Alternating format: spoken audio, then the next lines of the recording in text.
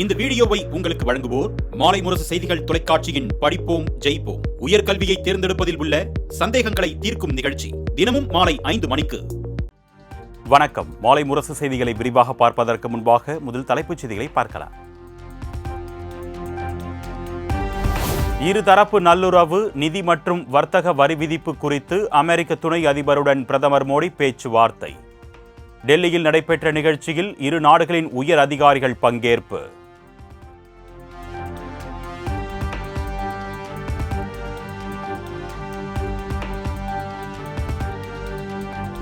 டெல்லி பிரதமர் இல்லத்திற்கு குடும்பத்தினருடன் வருகை தந்தார் அமெரிக்க துணை அதிபர்.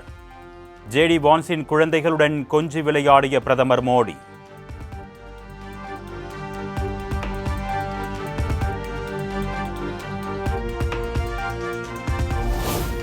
அடுத்த 1000 ஆண்டுகள் எதிர்காலத்தை வடிவமைக்கும் வகையிலான திட்டங்களை செயல்படுத்தி வருகிறது மத்திய பாஜக அரசு. இளைஞர்கள், விவசாயிகள் மற்றும் பெண்களின் கனவு நனவாகி வருவதாகவும் குடிமை பணிகள் தின விழாவில் பிரதமர் மோடி பெருமிதம்.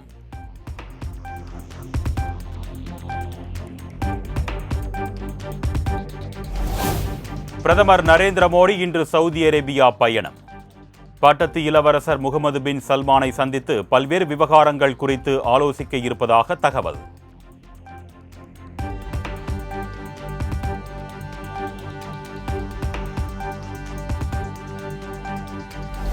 பிரதமர் மோடி முகமது பின் சல்மான் சந்திப்பின் போது தனியார் ஹஜ் ஒதுக்கீடு ரத்து குறித்து ஆலோசிக்கப்படலாம் என எதிர்பார்ப்பு.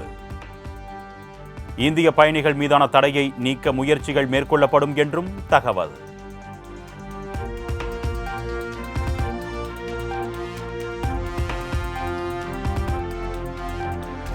மூன்றாவது மொழியாக ஹிந்தியை ஏற்க முடியாது என பாஜக ஆளும் மகாராஷ்டிரா அரசே கூறியிருப்பதால் மத்திய அரசு தன் முடிவை மாற்றிக்கொள்ளுமா? பிரதமர் மோடி கல்வித்துறை அமைச்சர் தர்மேந்திர பிரதான் தெளிவுபடுத்த வேண்டும் என்றும் முதலமைச்சர் மு.க. ஸ்டாலின் வலியுறுத்தல்.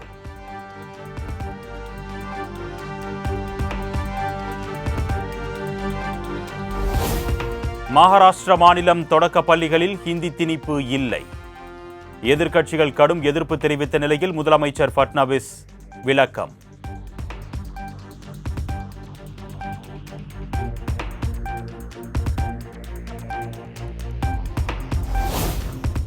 தமிழகத்திற்கு நியாயமற்ற முறையில் நிறுத்தி வைக்கப்பட்ட 2152 கோடி விடுவிக்கப்படுமா? கட்டாய 3வது மொழி விவகாரத்தில் மத்திய அரசுக்கு முதலமைச்சர் மு.க. ஸ்டாலின் கேள்வி.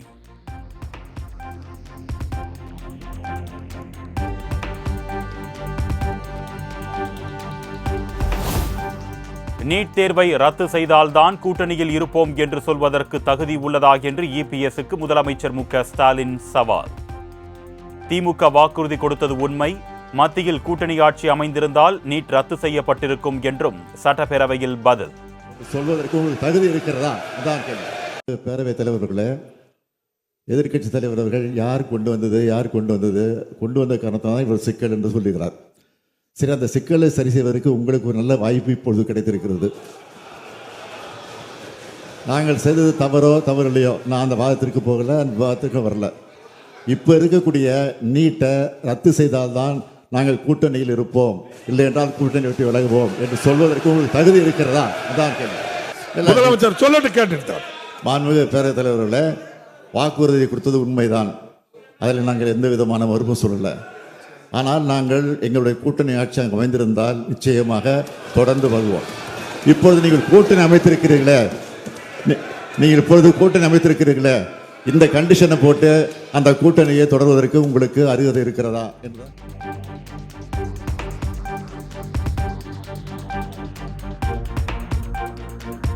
பாஜகவுடன் அதிமுக கூட்டணி வைத்துள்ளதால் முதல்வருக்கு பயம் வந்துவிட்டது என்று எடப்பாடி பழனிசாமி விமர்சனம்.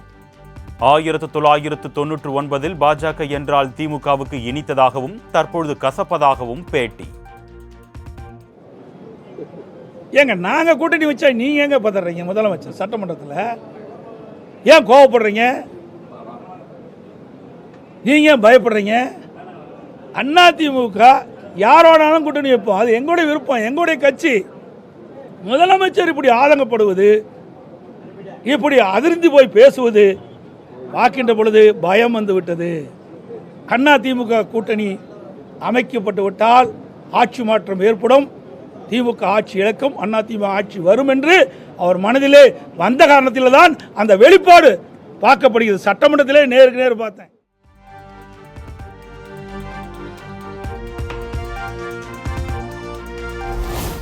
நீட் தேர்வை கொண்டு வந்தது திமுக காங்கிரஸ் கூட்டணிதான் என்று எடப்பாடி பழனிசாமி குற்றச்சாட்டு. ஆட்சிக்கு வந்தால் நீட் தேர்வை ரத்து செய்வேன் என்று முதலமைச்சர் அளித்த வாக்குறுதி என்ன ஆனது என்றும் கேள்வி. சட்டமன்றத்தில் நான் இது குறித்து பேசியிருக்கிறேன். நீட் 2010 டிசம்பர் 21 நோட்டிஃபிகேஷன் வெளியிட்டாங்க. அப்பொழுது மத்தியில் காங்கிரஸ் தலைமையில் கூட்டாட்சி, திமுக மத்திய அமைச்சர்கள் இடம்பெற்றிருந்தது. ஏதோ அதிமுக ஆட்சியில் வந்து அதிமுக இருக்கும்போது தான் வந்தது என்ற ஒரு தவறான செய்தி தொடர்ந்து முதலமைச்சரும் அமைச்சர்களும் பதிவு செய்து கொண்டிருக்கிறாங்க. இது நாட்டு மக்களுக்கே தெரியும். இது கொண்டு வந்தது காங்கிரஸ் திமுக. ஏன் இளைஞர்கள் பாதிப்பாங்க அப்படின்னு இவங்களுக்கு தெரியாதா? மாணவர்கள் பாதிப்பான்னு தெரியாதா? கொண்டு வந்தது இவர்கள். அதை தடுப்பதற்கு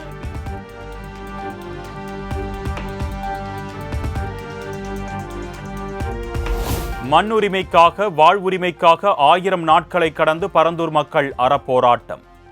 பரந்தூர் மக்களே நம்பிக்கையோடு இருங்கள், நாளை நமதே என்று தவேக தலைவர் விஜய் எக்ஸ் தளத்தில் பதிவு.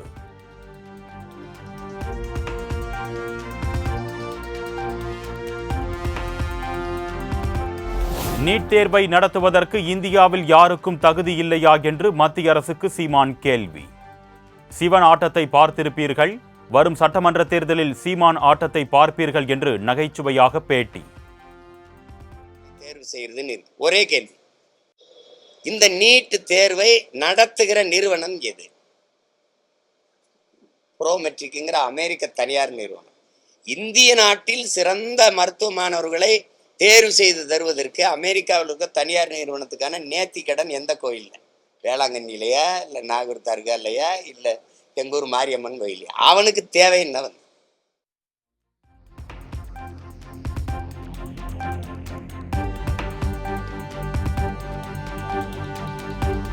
கூடலூர் தொகுதியில் ஐடி பார்க் அமைக்க வேண்டும் என்று அதிமுக உறுப்பினர் சட்டப்பேரவையில் கோரிக்கை.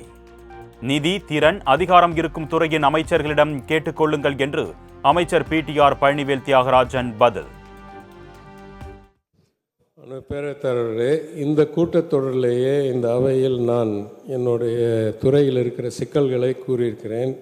நிதியும் மிகவும் குறைவாக ஒதுக்கப்படுகிறது. யாரிடம் நிதியும் திறனும் அதிகாரமும் இருக்கோ அவரிடம் கேட்டால் அவர் செய்து கொடுப்பார் என்று நான் கருதுகிறேன். எங்களிடம் இல்லை அது.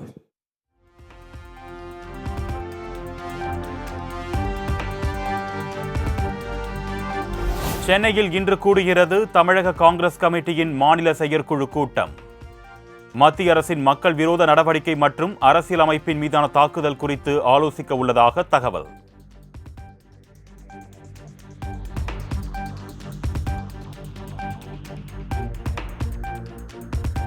கடந்த 16ஆம் தேதி முதல் நடைபெற்று வந்த கல்குவாரி கிரஷர் உரிமையாளர்கள் போராட்டம் வாபஸ்.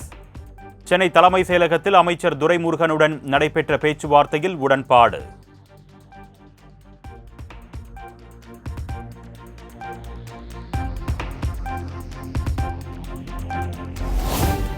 இன்று முதல் வழக்கம் போல் கல்குவாரி மற்றும் கிரஷர்கள் இயங்கும்.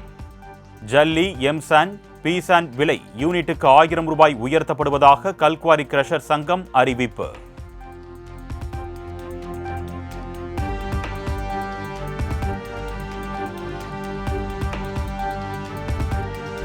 கடந்த 2014ஆம் ஆண்டு புறம்போக்கு நிலத்தை மீட்க சென்ற அதிகாரிகளை தாக்கியதாக தொடரப்பட்ட வழக்கு. கிள்ளியூர் தொகுதி காங்கிரஸ் எம்எல்ஏ ராஜேஷ்குமாருக்கு 3 மாதம் சிறை தண்டனை விதித்து நாகர்கோயில் நீதிமன்றம் உத்தரவு.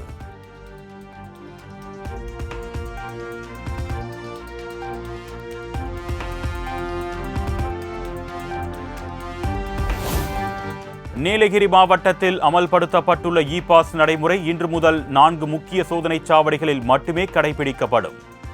கல்லாறு, குஞ்சப்பனை, மசினக்குடி, மேல்கூடலூர் ஆகிய சோதனைச் சாவடிகளில் மட்டும் இ பாஸ் நடைமுறை என மாவட்ட நிர்வாகம் அறிவிப்பு.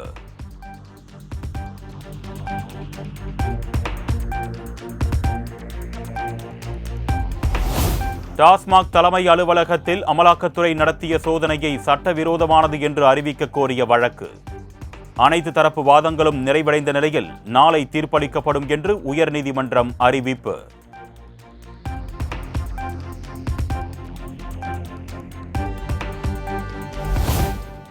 அரசு ஊழியர்கள், ஆசிரியர்களுக்கு சங்கங்கள் இருக்கும் போது போலீசாருக்கு மட்டும் சங்கம் இல்லாதது ஏன்? காவலர்களுக்கு வார விடுமுறை வழங்கக் கோரி தொடரப்பட்ட வழக்கில் உயர்நீதிமன்ற மதுரை கிளை கேள்வி.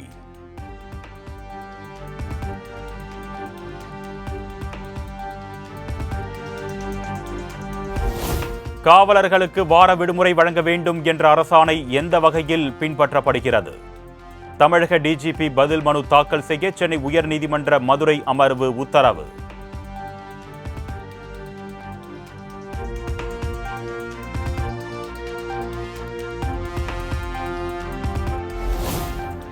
மதுரை உத்தப்புரம் முத்தாலம்மன் கோயில் நிர்வாகத்தில் அரசு எந்த வகையிலும் வழிபாட்டிற்கு தடை விதிக்கக்கூடாது என்று உயர்நீதிமன்ற மதுரை கிளை உத்தரவு. அனைத்து சமூகத்தைச் சேர்ந்தவர்களும் கோவிலில் சென்று வழிபடலாம் என்றும் உத்தரவு.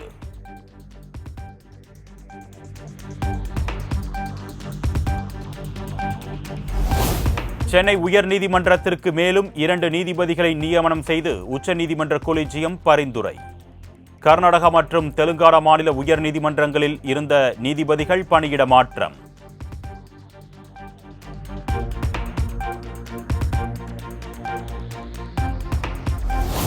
சென்னையில் மின்சாரம் தாக்கிய சிறுவனை காப்பாற்றிய இளைஞரை நேரில் அழைத்து அதிமுக பொதுச் செயலாளர் எடப்பாடி பழனிசாமி பாராட்டு. தனது இல்லத்திற்கு அழைத்து அவரது துணிவை பாராட்டி தங்க மோதிரம் பரிசளித்து வாழ்த்து.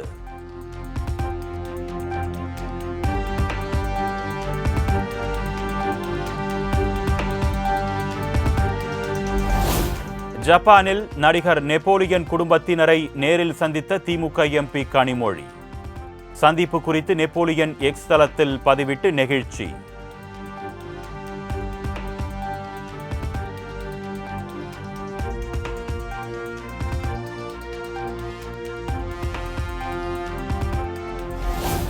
பத்தாம் வகுப்பு சமூக அறிவியல் பாடத்தில் 1 மதிப்பெண் வினாவில் 4வது கேள்வியை அட்டெண்ட் செய்திருந்தாலே மதிப்பெண். கேள்வியில் உள்ள வாக்கியங்கள் முரணாக உள்ளதால் மதிப்பெண் வழங்க கோரிக்கை எழுந்த நிலையில் அரசு தேர்வுத்துறை அறிவுறுத்தல்.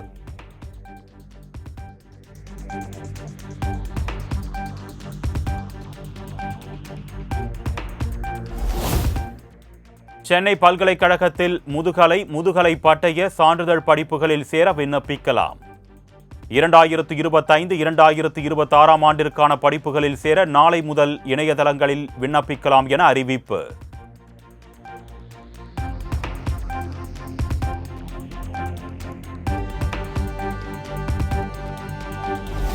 வந்தே பாரத் ரயிலில் கவாச் பாதுகாப்பு அமைப்பு உள்ளிட்ட பாதுகாப்பு சாதனங்கள் பொருத்தப்பட்டுள்ளன.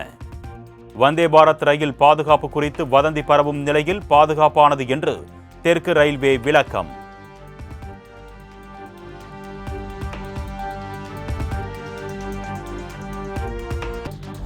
பொது இடங்களில் உள்ள கொடி கம்பங்கள் மற்றும் கல்வெட்டுகளை அகற்ற உயர்நீதிமன்றம் உத்தரவிட்டதன் எதிரொலி. கள்ளக்குறிச்சி மாவட்டம் திருக்கோவிலூர் உள்ளிட்ட பகுதிகளில் கட்சி கொடி கம்பங்களை அகற்றிய அதிகாரிகள்.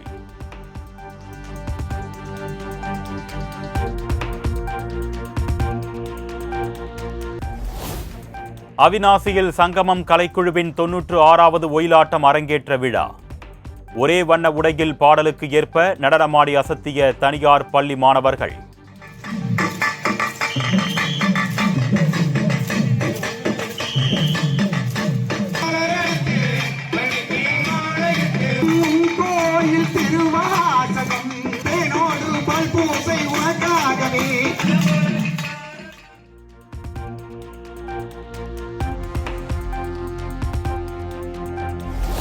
ஸ்ரீரங்கம் ரங்கநாதர் கோயில் சித்திரை திருவிழாவையொட்டி நம்பெருமாள் தங்க கருட சேவை. ஆயிரக்கணக்கான பக்தர்கள் ரெங்கா ரெங்கா என்று பக்தி பரவசத்துடன் வழிபாடு.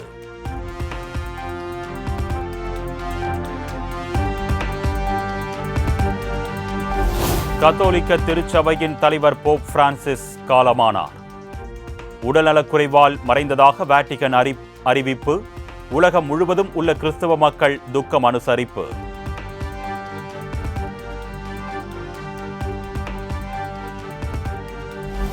கத்தோலிக்க திருச்சபையின் தலைவர் போப் பிரான்சிஸ் மறைவுக்கு இந்தியாவில் 3 நாட்கள் துக்கம் அனுசரிப்பு. நாடு முழுவதும் தேசிய கொடி அரை கம்பத்தில் பறக்கும். அரசு நிகழ்ச்சிகள் நடைபெறாது என்று மத்திய அரசு அறிவிப்பு.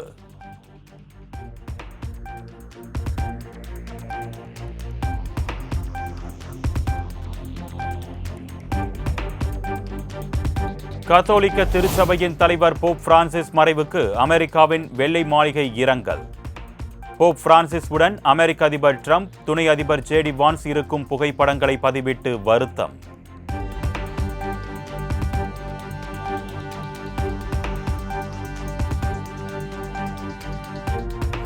போப் பிரான்சிஸ் மறைவையொட்டி ஒடிஷாவில் உருவாக்கப்பட்ட பிரம்மாண்ட மணல் சிற்பம்.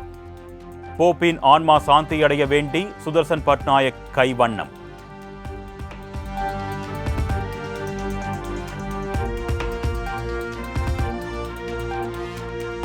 புதிதாக புழக்கத்தில் இருக்கும் 500 ரூபாய் கள்ள நோட்டுகள் குறித்து உள்துறை அமைச்சகம் எச்சரிக்கை. ரிசர்வ் என்ற வார்த்தையில் உள்ள இ என்ற எழுத்துக்கு பதிலாக ஏ என இருந்தால் கள்ள நோட்டு என அறிவிப்பு.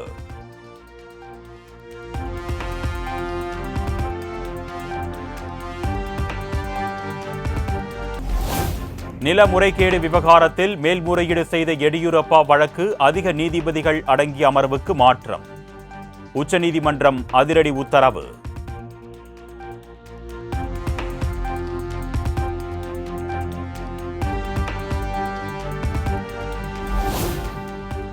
விண்வெளியில் ஸ்பேஸ் டாக்கிங் முறையில் 2 செயற்கைக்கோள்களை இணைத்து இஸ்ரோ சாதனை.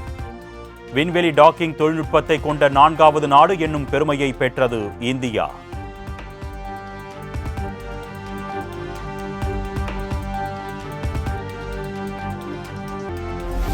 சீனாவில் நடைபெற்ற சர்வதேச பட்டம் விடும் திருவிழாவில் தமிழ்நாடு அணியும் பங்கேற்பு. வாழ்க தமிழ் ஜல்லிக்கட்டு காளை உருவத்துடன் செஞ்சீனத்தில் பறந்த செம்மொழி பட்டங்கள்.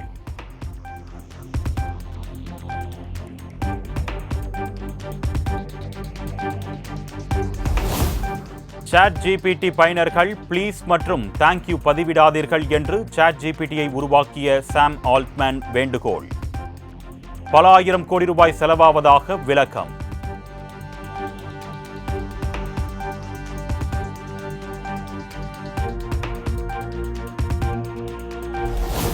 ஐபிஎல் கிரிக்கெட் தொடரில் குஜராத் டைட்டன்ஸ் அணி அபார வெற்றி. 31 ரன்கள் வித்தியாசத்தில் கொல்கத்தா அணியை வீழ்த்தி அசத்தல்.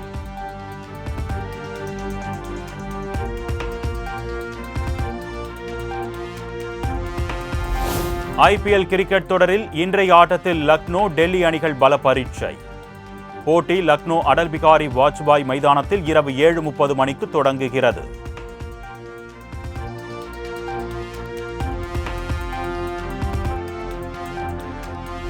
வரும் 25ஆம் தேதி ஹைதராபாத் அணியுடன் நடைபெறவுள்ள போட்டியில் பங்கேற்க சென்னை வந்த சிஎஸ்கே அணி. தோனியை கண்டதும் தோனி தோனி என்று ரசிகர்கள் உற்சாகம்.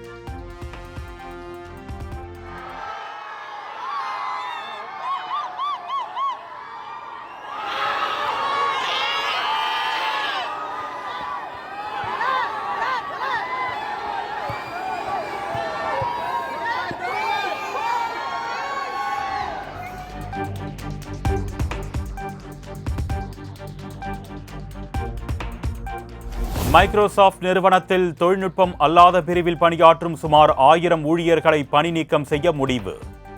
மறுசீரமைப்பு நடவடிக்கையாக அடுத்த மாதத்தில் பணி நீக்கம் செய்ய இருப்பதாக தகவல்.